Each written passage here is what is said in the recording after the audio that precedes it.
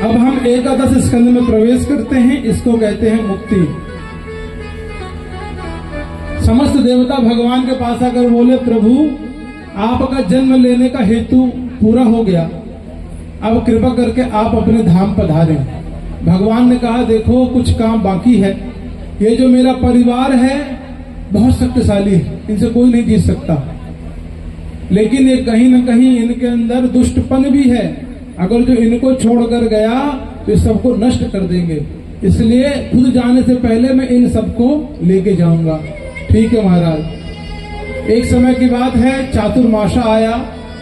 समस्त ऋषि मुनि बड़े बड़े भगवान के पास आए, भगवान के यहाँ रुक करके पूजा हवन करने लगे।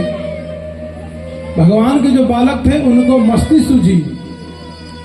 सांब ने क्या किया, औरत बन गए, पेट में कपड़ा भर लिया और बाकी बालक भगवान के लेकर गए और ऋषियों से बोलते हैं कि महाराज ये हमारी भाभी जी हैं, आप बताओ इनके लड़का होगा कि लड़की। अब वो कौन थे, सांब, लड़का थे। महाराज सब ऋषियों ने बहुत ध्यान लगाया, कुछ समझ ही नहीं आ रहा था। भला समझ कैसे आएगा, क्योंकि वो तो लड़का है। दुर्वासा ऋषि बैठे थे। दुर्वासा से इनका, इधर आओ मैं बताता हूँ।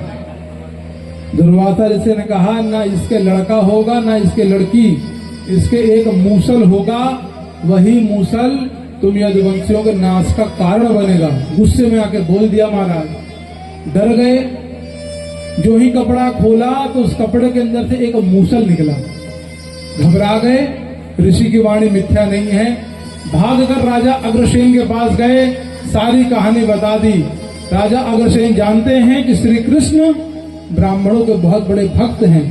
कृष्ण को पता चला तो इन सब का त्याग कर देंगे। वो क्या बोलते हैं, इस मूसल को पीस करके समुद्र में बहा दो।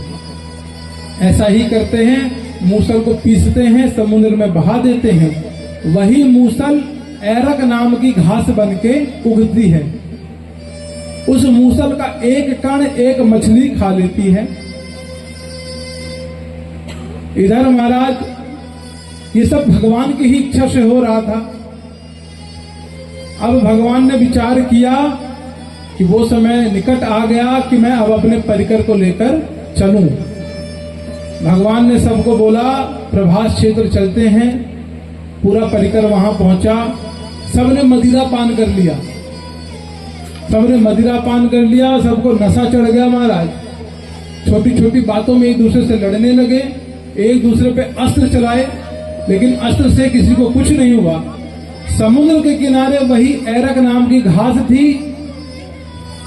उस घास को सबने उखाड़ा तो वही घास तीखी तलवार का रूप ले ली और सब एक दूसरे को मार काट के मर गए। वो घास कोई साधारण नहीं थी, उसी मूसल से निकली थी। बलराम जी ने देखा कि कन्हैया ने अपना काम कर दिया। उतने में शेषनाग भगवान का स्वरूप जल में प्रकट हो गया। बलराम जी गए, कृष्ण भगवान के चरणों का ध्यान करके और उसी शेषनाग में समा गए। वृक्ष के किनारे परमपिता परमात्मा भगवान श्री कृष्ण भी एक पैर के ऊपर दूसरा पैर लगाकर बैठे थे। जिस मछली ने वो एक छोटा सा कण मूसल का खाया था, मछुआरों ने उसको पकड़ा था। जब फाड़ा तो वही ऐरक का कण मिला उसी मूसल का।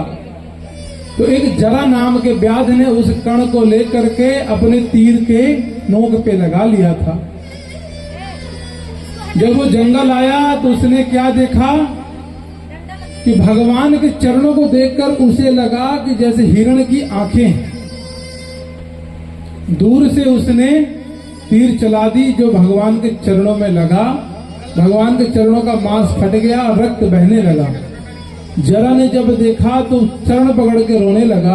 भगवान ने कहा, चिंता मत कर, ये सब मेरी ही मर्जी से हुआ है। अच्छा, भगवान उस कण से क्यों मरे?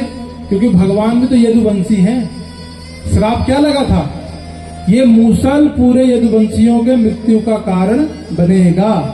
तो अब उसी मूसल के कण से भगवान को भी जाना है। भगवान ने कहा, पूर्व जन्म का तू बाली है, मैंने छुपकर तुझे मारा था। श्री रामावतार में छुप के मारा था। आज तूने भी छुप के मुझे मार दिया, हिसाब बराबर। विचार करने वाली बात है कि जब भगवान हिसाब करते हैं तो खुद को भी नहीं छोड़ते, तो भला हमें कैसे छोड़ देंगे। इसलिए जो पाप हम करते हैं, याद रखना, भयंकर परिणाम है उसका। भगवान ने खुद को भी नहीं छोड़ा। देखते देखते भगवान के शरीर से दिव्य पुंज निकला। वो तेज आकाश में कहां समा गई किसी को पता नहीं। ऋषि मुनियों ने कहा वही तेज श्रीमद् भागवत रूपी सागर में आके समा गई। वही श्रीमद् भागवत आज हम लोगों के बीच में है, जिसका हम अभी पान कर रहे हैं। भागवत कुछ सरल नहीं है। भागवत का एक एक अक्षर भगवान श्री कृष्ण है। पुस्तक के पीछे का जो कोरा पन्ना है वही श्री राधा रानी है। पुस्तक में लिखा हुआ अक्षर साक्षात परमात्मा श्री कृष्ण है।